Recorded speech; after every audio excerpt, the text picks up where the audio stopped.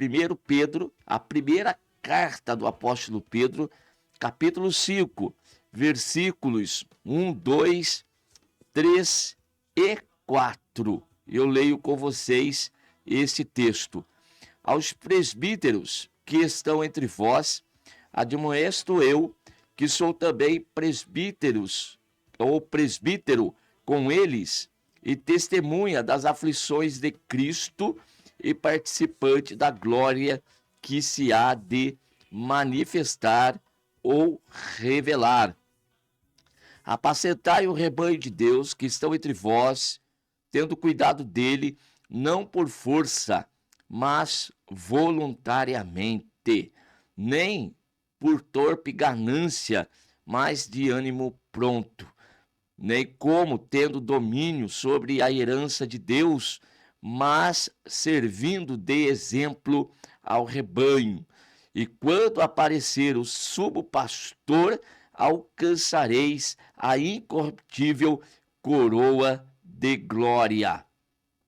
A mensagem desta manhã está voltado aí àqueles, principalmente aqueles que estão na frente do trabalho do Senhor, que estão apacentando, não propriamente aos presbíteros que têm somente o título, né?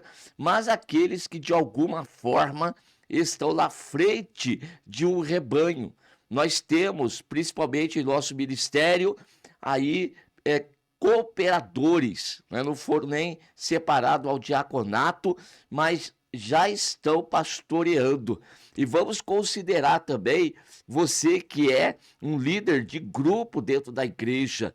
Você tem sob a sua responsabilidade também um grupo de pessoas que, queiram ou não, você está aí pastoreando. Você está cuidando dessas almas para o Senhor. O Senhor Deus lhe confiou esse grupo de pessoas. É bem verdade que o texto que nós acabamos de ler, Pedro está direcionando a sua palavra realmente aos presbíteros ali da igreja, aqueles que estavam ocupados no pastoreio. Mas pegue também o sentido que eu acabei de mostrar aqui.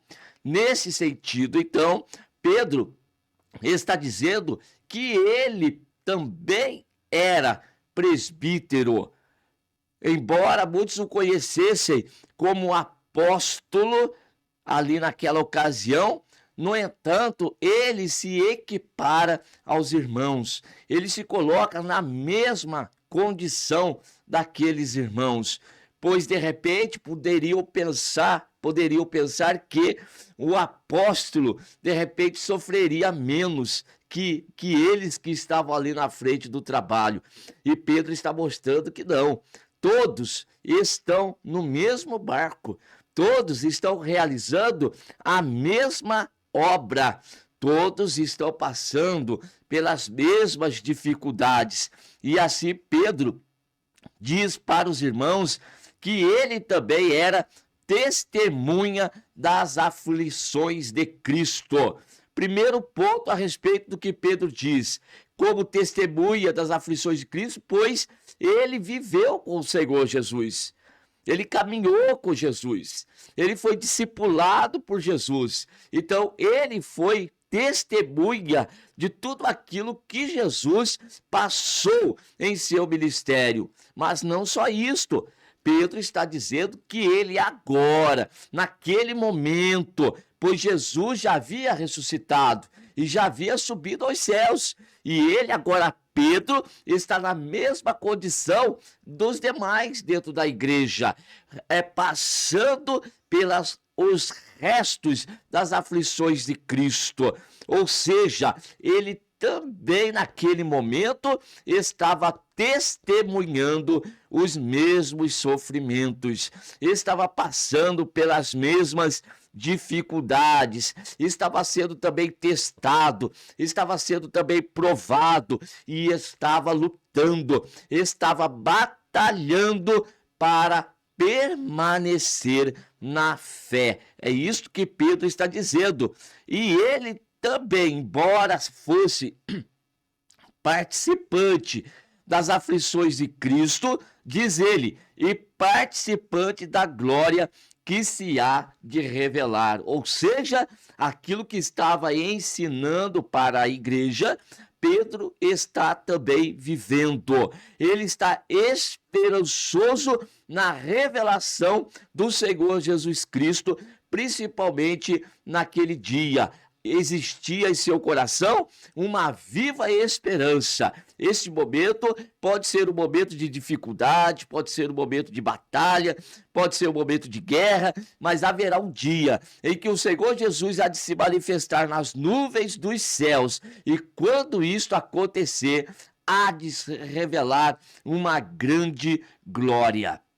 No versículo de número 2, ele coloca como esses irmãos devem estar na frente do trabalho, na frente da obra que o Senhor lhes havia confiado. Diz Pedro: apacentai o rebanho de Deus que está entre vós, tendo cuidado dele, não por força, mas voluntariamente. Que coisa maravilhosa isto! Quando o Senhor nos confia parte da sua obra, irmãos, esta é a nossa mordomia. Aqui está a nossa missão. E nós estamos diante do povo e devemos tratar esse povo, esse rebanho, não como tendo domínio sobre ele, mas tendo cuidado.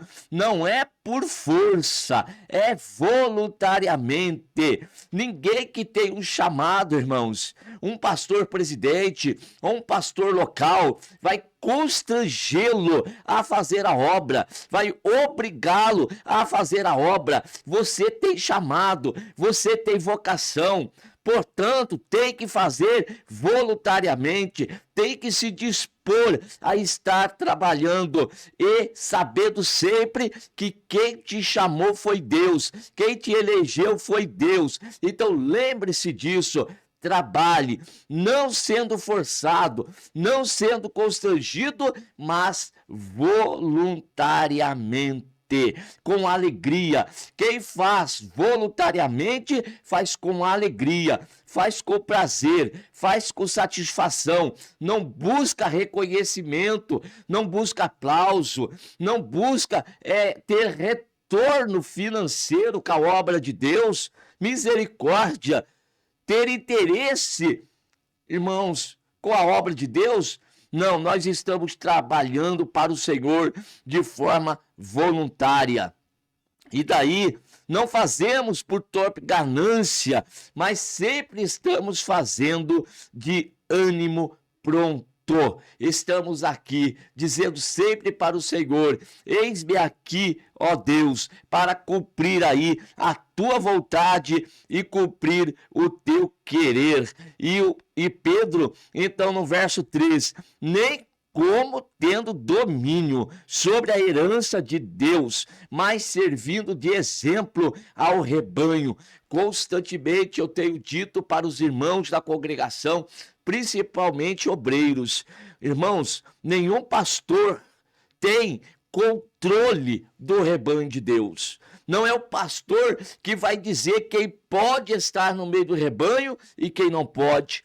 O pastor olhar para o grupo e dizer: esse aqui é de Deus e este aqui não é. Isto não cabe ao pastor. Ao pastor cabe o cuidado, ao pastor cabe o zelo, ao pastor cabe o amor, demonstrar isto para o rebanho, mas não ter controle sobre o rebanho.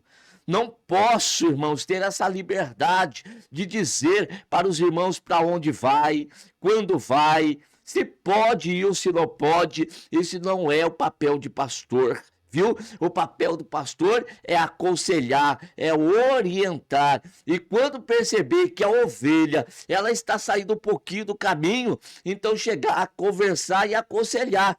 Se o conselho for acatado, então a ovelha se deu bem, né? Agora, se caso a pessoa não quer dar ouvido, não cabe ao pastor o domínio sobre estas ovelhas.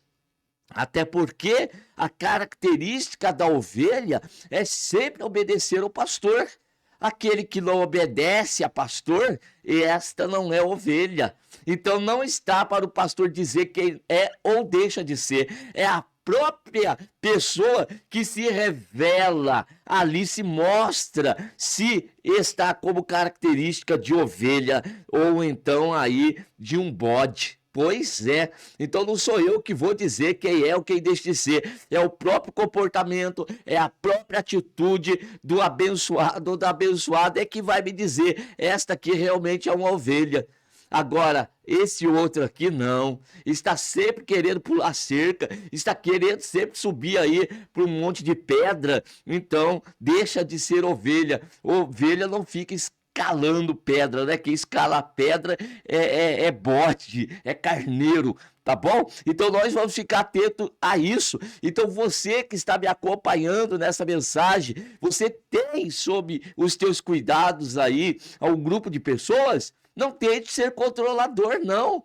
Não tente ser dominador, não. Isto não lhe pertence, isso é de Deus. E o Senhor lhe confiou esse grupo de pessoas. Portanto, faça com zelo, faça com alegria, faça com voluntariedade e sem querer controlar ou dominar, pois quem faz tudo isso é Deus. É Ele que traz para nós as pessoas, é Ele que coloca o grupo de pessoas para estar ali, nós estamos juntos, compartilhando dos dons, pois os dons que eu tenho é para a tua edificação e os dons que tu tens é para a minha edificação. E dessa forma nós vamos crescendo juntos, nós somos edificados no corpo de Cristo.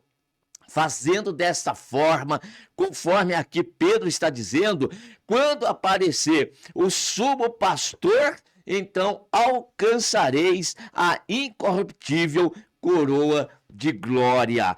Antes até de falar a respeito deste assunto aqui, eu quero ler o texto de João capítulo 21, que é quando o Senhor Jesus, ainda entre os discípulos, após a sua ressurreição, após ter jantado com eles, olha só no verso 15 de João capítulo 21, depois de terem jantado, disse Jesus a Simão Pedro, Simão filho de Jonas, amas-me mais do que estes? E ele respondeu, sim, Senhor, tu sabes que eu te amo. Disse-lhe, apacenta-os, ou apacenta os meus cordeiros.